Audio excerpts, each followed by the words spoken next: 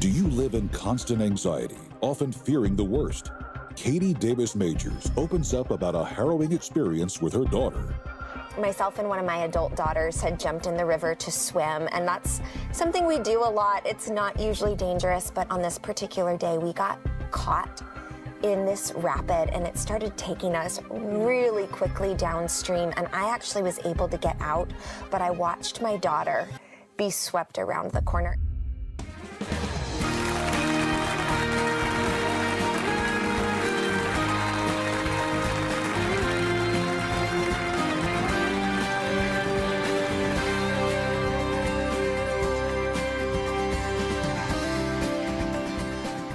Hello, everybody. Welcome to Life Today. I'm Tammy Trent, and this is Randy Robison. So great to be back with you again. And our guest today, Katie Davis Majors, has an extraordinary story of how when God puts a dream on your heart and you chase after that to see what could actually happen.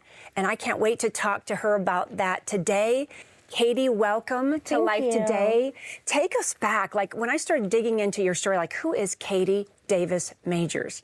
And something extraordinary to me happened to you when you were 19 years old. I mean, I think like this dream, going on a mission field. I mean, who does that happen to at 19? But can you take us back to that season in your life for those that don't even know, like, who is Katie Davis Majors and what really happened in your life? Yeah, so I went on a mission trip with my mom to Uganda, a short-term trip my senior year in high school, and just fell in love with the people, with the country. It's so beautiful there. The people are so kind and welcoming and hospitable. And we made friends with a pastor there who ran an orphanage, and he asked if I would be willing to come back for a year and work with him and his wife at this orphanage that they ran. They were trying to start up a little preschool and kindergarten program. And at the time, I think I was like, I don't know, I'll think about it. I was a senior in high school. I had already applied and gotten into colleges. You know, I had plans to kind of stay on this specific track. But I came back to the U.S. and spent my entire second semester just thinking about and dreaming about being back over in Uganda. And so after I graduated from high school, I had committed to go and do a gap year with this Ugandan family, a Ugandan pastor and his wife and their orphanage. I was going to work there for a year. And so moved over there right before my 19th birthday, right at 18 years old. And I lived with them in their home. They were super kind and gracious. They lived in a little house, and they had 120 kids that they were taking care of, and only about 7 or 8 staff. So super crowded, super busy. And I just, you know, I began to fall in love with these kids, and the majority of these kids in orphanages, they are not there because they have no one. They're there because their family doesn't have the financial ability to take care of them. And so I just was really sad for these kids, for their parents who I was getting to know that they didn't get to live together. The care at the orphanage was not phenomenal. I mean, it was pretty understaffed and not very well funded. And so I just began asking parents, would you want to have your kids at home if you could afford it? And a big hurdle for a lot of people was schooling. Schooling is not free in Uganda, and even just the little bit, I mean, to us, it's not expensive at all, right? Maybe a couple $100s a year. But that little bit was unaffordable for many families in my community, and especially because many of them had multiple children. And so they weren't able to pay for multiple children to go to school. And so, I mean, honestly, kind of on a whim. I mean, it wasn't a whim. It was the Lord's leading, but I offered to pay for these 2 little girls that I had gotten to know. I was like, I raised some money to be here for the year. Like, what if I pay for you 2 to go to school so that they could stay and live at home with their grandmother and not be at risk of coming to live in this institution? And so, you know, I called my parents and I'm telling my mom this story, and she's like, oh, well, I want to pay for a kid to go to school. Do you know anybody else who needs to go to school? And I was like, yeah, our whole community is full of school-aged children who during the school day are sitting on the side of the road or are farming. They're not going to school. So sure, Mom. So I had some of my local friends help me start identifying children who were unable to afford to go to school. And you know, my mom told her friends and my dad told his friends and my grandmother, and just kind of by word of mouth, I started raising money to send children to the local schools. And within the first year of living there, I was just independently sending 40 kids to school and meeting with them on the weekends. They were coming over on Saturday and we were doing Bible study, and I was inviting their families over and having these meals with them, and developing these really, really meaningful relationships. And by the time my year was kind of coming to a close, I really felt that, no, this was going to be my life's work. And so I founded a nonprofit that I named Amazima.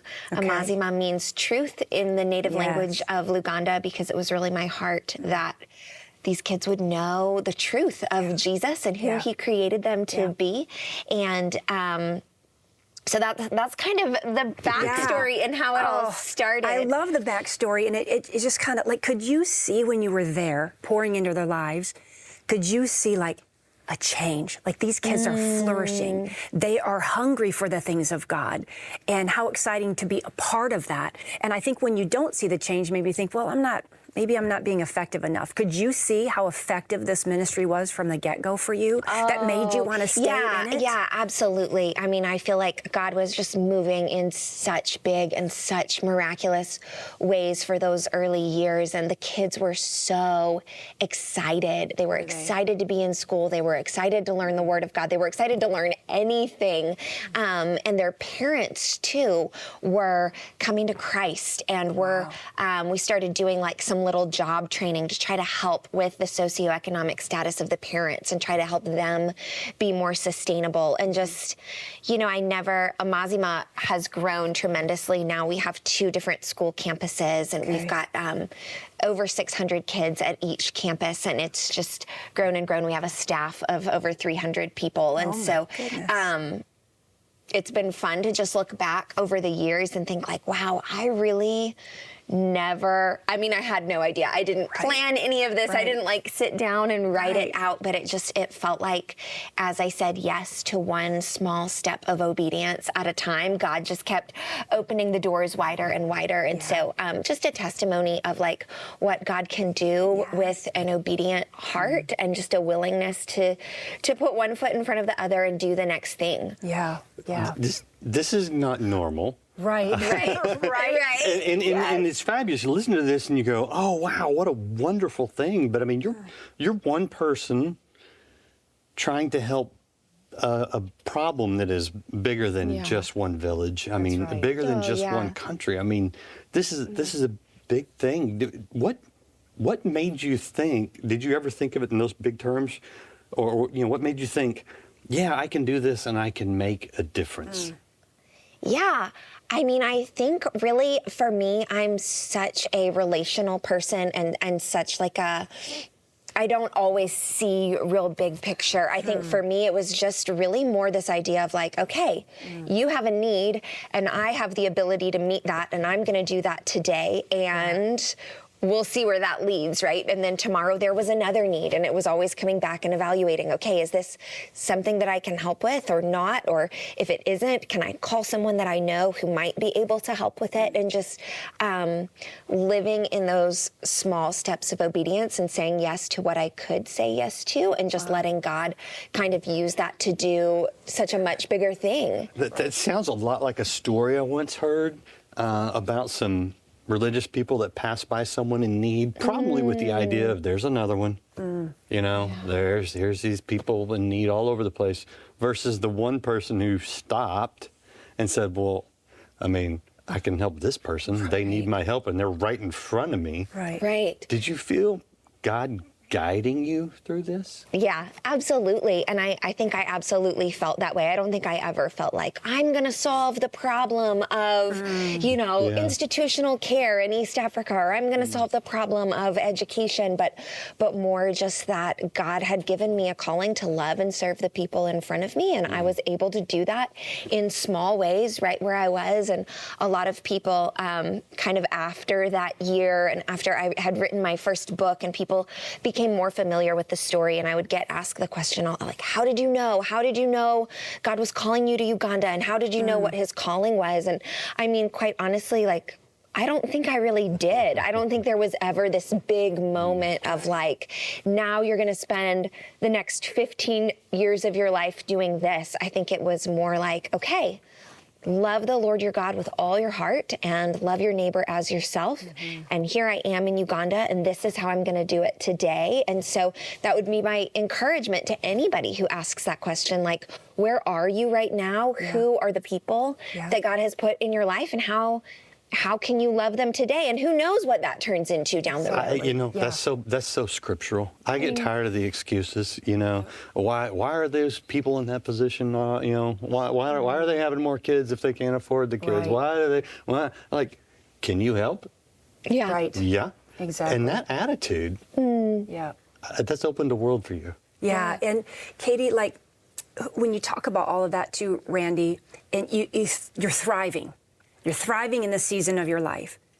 Then COVID hits, pandemic hits. You've had some highs. Have you gone through some lows? Have you been in a place where you're like, everything has shifted now? How do I navigate through this? And I'm sure if you're anything like me, when I'm going and I'm just hitting it hard for Jesus and I'm giving everything I've got, and then I hit a wall, there can be times when the discouragement comes, the questions come, you questioning yourself, questioning God's will. Am I in the right place now? What am I supposed to do with all of this right now, God? And then anxiety. Sometimes people start fighting depression when everything shifts and changes. Did you ever go through a time like that, especially when the world changed? How did your world change? Oh, my goodness. Yes, didn't we all? Absolutely. Yeah. I definitely have experienced all kinds of suffering, has been a part of my story, a part of my family's story. I was in Uganda for over 15 years. I met my husband there. We got married. We adopted 13 Ugandan children, and then we also had 2 babies. So we've got a grand total of 15 kids total. What are you, they're like not 21 now? Like you're so young. They're not all kids now. A lot of them are grown and they're in college and they're working. But so obviously they all have come into our family with a different story that has a lot of suffering and heartache. And as a mom, I have carried that. We've had, of course, all kinds of friends in our community in impossible situations, children who lost their parents because of HIV or tuberculosis or some other disease or illness that's really common in Uganda. And so a lot of our story was about walking with people through suffering. And then again, like you said, when the whole world shut down and everything shifted, we were actually in a position where Uganda locked its borders. Nobody could come in and nobody could go out. And we had children who were already in the U.S. going to college here. But my anxiety just rose and rose and rose during that time, not knowing if my kids were safe and just feeling really trapped and stuck, and also watching the suffering of so many people in my community who didn't have access to the medical care that they needed, and feeling scared in that way. And so that is definitely something that we experienced. So talking personally, just to you right now, your book, Safe All Along, the subtitle, which is what grabs me, trading our fears and anxieties for God's unshakable peace. So many people are dealing with fears, with anxiety. You could speak to that because you were in that season of your life, worrying about your children, worrying about your future, the future of so many children in Uganda. How do we find God's peace in these crazy, uncertain times? Unshakable peace, the knowing that things can shift and change all around us, but God never changes. The peace of God is consistent. How do we find that? And how do people that are struggling to find that today, how did you find it? How could we help them find that in God's Word? Yeah, so I did. I wrote this book, Safe All Along. Really, it's about my own journey and wrestle through that exact question. Is God, I know that you promise me peace, right? Jesus says, peace I leave you. Paul writes about a peace that passes understanding, but I'm like, I don't feel that. Right, exactly. Especially when people I love are suffering. And God really gave me a picture as I struggled through my own anxiety. our family had gone on a camping trip along the river, which is something we love to do as a family. And all of our kids are good swimmers. And myself and one of my adult daughters had jumped in the river to swim. And that's something we do a lot. It's not usually dangerous, but on this particular day, we got caught in this rapid, and it started taking us really quickly downstream. And I actually was able to get out, but I watched my daughter be swept around the corner. And now she's super adventurous. So come to find out later, she was not panicking, but I was panicking. Right. I was really, I mean, I thought we might lose her. So scared, so anxious. She ended up getting out and being fine. But later that day, as I was kind of, rehashing it to my husband, oh my goodness, I thought we were going to lose her. He took me up on a hill where you could see the river from such a different perspective. You could see, it looked small down there. You could see the whole thing and all the twists and turns and all the different places where we could have gotten to safety if she hadn't have gotten pulled out where she was. And I felt like God just spoke to me that was a picture of a lot of the last couple years of my life, that I had been so panicked and so anxious because all I could see was my little piece of it, right? That maybe my loved ones weren't safe and maybe my friends and family members were going to get sick, right? But God sees that whole picture, and I feel like he just spoke over me, like, you can live in the peace of knowing that I see the whole thing and I promise to bring you safely through. And so in this world, we are going to have troubles. Jesus says it, right? In this world, you will have troubles, but take heart. I have overcome the world. And so no matter what is going on around us, no matter what is causing our fear and anxiety, we know that we are safe in the loving hands of God, who promises that he's going to bring us through to eternity with him. And we can look forward to that no matter what. Amen. What a gift. Yeah, no, it's a beautiful illustration. But you wrote a whole book on it. So I'm guessing this was a pretty significant struggle for you for a while. Yeah. You still struggle at times with it? I do. Because I think we all do, right? And I'm quick to say to people, I definitely didn't write this book like from the place of, and now I've overcome and I never feel anxious anymore. I'm definitely not an expert, but God took me on a journey in writing this book and just asking him these questions. God, what does it mean? What does it look like to not just intellectually know that you are the Prince of Peace, but to actually deeply feel and know and walk in your peace? And funny as it is, we had that moment with the river. He gave me that picture. I began to ask these questions and even write the outline for this book. And then unexpectedly, our family moved from Uganda to the United States. There were a lot of different contributing factors. Some of our children were already over here in college. The COVID thing had been hard with the open and close and shut down and reopen cycles. But we found ourselves, we were on a 3-week trip to visit some friends and family in the United States. We were here with all our kids, and we actually decided to stay. And we felt like God was closing a lot of doors for us to go back to Uganda and opening a lot of doors for us to put down some roots here for a time. And that was both excruciatingly painful and very anxiety provoking. And I actually went back to my publisher and said, I don't think that I can write a book about this. I'm still really struggling with this. But I had a really good friend say to me at that time, people don't always want to learn from an expert. They want to learn from somebody who's really walking through it. And so I would say, absolutely, I still deal with anxiety. I still long to know how to live more deeply in the peace of God. But I think in writing this book, God gave me a lot of really practical ways. Yes, I noticed that. Yeah. To hold on to his peace and to walk in his peace, things that are simple, things that fit into my day as a busy mom.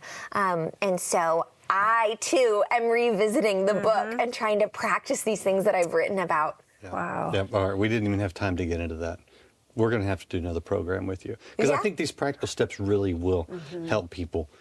Request Safe All Along today when you help with the outreach. But Tammy, there's a situation that we want people to know about right now where they can do something very practical to help. Absolutely.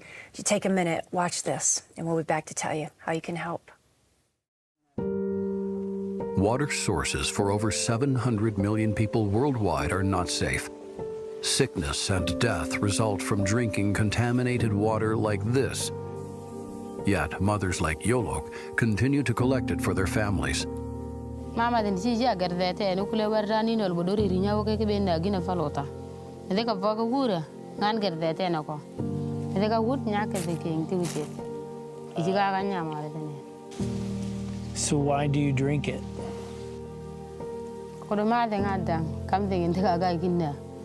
Eje de ga na ko mo to lota kam gol ga ko dum ta ile de ga da ka ko de kan de udang de ga ga ko de.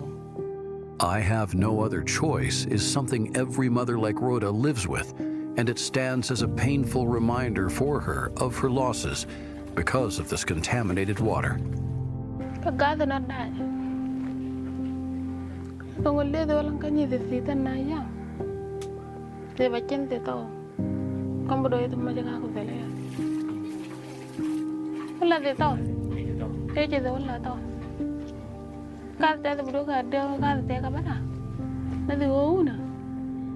Stories like these represent a snapshot of what mothers around the world are faced with. But it doesn't have to remain like this simply because they have no other choice.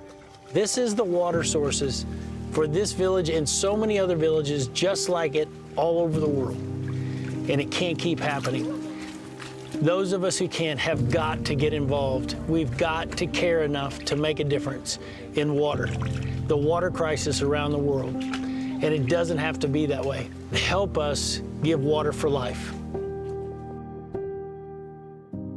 I have no other choice, she said. You know, I know that her pain is real when she says that she was right there, that same room, when her daughter died. The hospital was too far away.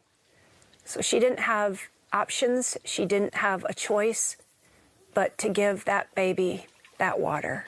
You saw it in the video, and probably many of you were like, I cannot believe anybody is drinking that kind of water, but hundreds of thousands right now are. And it is their only option. It is their only choice. They don't have another choice. It rips me up inside to think that that's the condition they're living under, and yet knowing that there's a solution. We have been drilling water wells for many, many years. We know how to go in and we know how to lift her pain. We know how to bring her hope. We have a solution to do that and to go into that village, drill a well that will provide clean water for over 1,000 for a lifetime. Can you imagine? We could change it like that together. And I think, Randy, as we join together today, knowing that $4,800 to go in there and put in a whole well, I mean, to me, that's not a lot of money that could change the lives of so many people. Well, it works when we all come together. Right. When many of us participate, because we can't all just, drill a well on our own. Some of you can, and I would ask you to do that. But we can come together in numbers, and then that's when it becomes very practical, very simple, which is why our goal this year is to go into 20 nations and drill 350 wells. I would love to surpass that, but that's our goal. That's our commitment for the year. The way that breaks down is a gift of $48 today would provide clean drinking water for, on average, a well lasts about 70 years, which is pretty close to the average expected lifetime. So 10 people will get clean water for a lifetime with a gift of $48. That's the simplicity of it.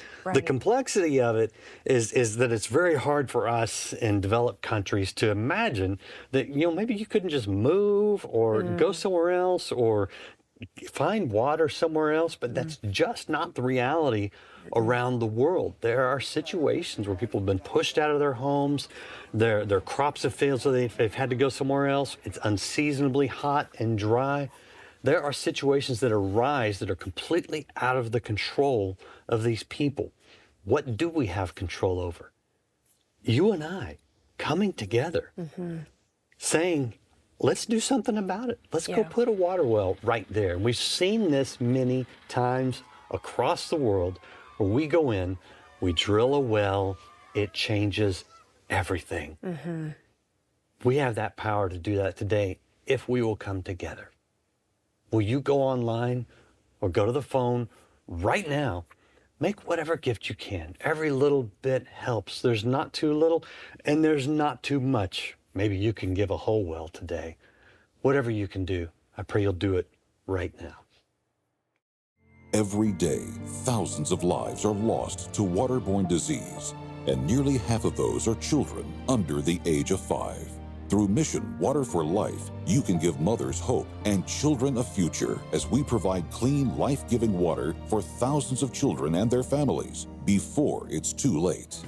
With your gift today, you can help drill and establish 350 water wells this year. Your gift of $24 will help provide clean water for 5 children. A gift of $48 will help provide for 10. $72 will provide for 15. And $144 will help provide life-giving water for 30 people for a lifetime. With your gift of any amount, we'll send you the Life Prayer Journal, complete with customized art, scripture verses, and inspirational quotes from Life Today hosts and co-hosts. You'll find plenty of room to write down prayer requests, answered prayers, and your own personal reflections as you spend time with God. With your gift of $100 or more, please request the Blessed Cutting Board, a beautiful addition to your kitchen and preparation area. This pine wood cutting board is custom engraved with the word blessed as a reminder of the daily provision of God in your life. Finally, please consider a gift of $1,200 to help provide for 250 people, or a gift of $4,800 to help sponsor a complete well. And you may request our colorful bronze sculpture, Consider the Birds. Please call, write, or make your gift online. Do call or go online. Make the best gift you can. You can do something today, and it will save lives. So I pray you'll do that. When you do, feel free to request Safe All Along by Katie Davis Majors, a wonderful book. And Katie, I've got my list of 9 practical things to fight the anxiety. You can do another program tomorrow, and we can talk about this. Awesome. She's got a lot to tell us. It's we have good. a lot to learn. Yes, we do. Katie, thank you so much for being here. Yeah, What a thank joy. you. You're adorable. Can I use that word? You're adorable. And you are a godsend. We appreciate you so much. Thank you very Thank much. you. Can't wait to talk to you tomorrow. And thank you for watching, and we'll see you next time on Life Today.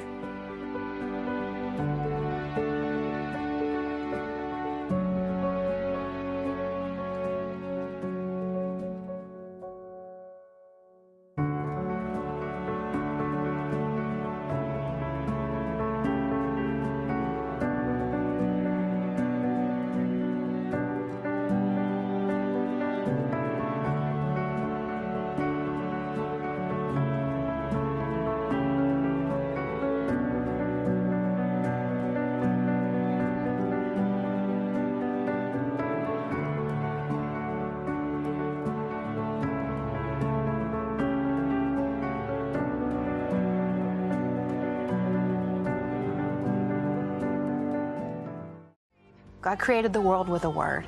And so when he speaks, you can stand on that and it changes you. And it did me. Recording artist Tasha Layton, tomorrow. Life Today is made possible by the supporters of Life Outreach International. Your gift will be used exclusively for the exempt purposes of life. The ministry features specific outreaches as examples of the programs it supports and conducts. Gifts are considered to be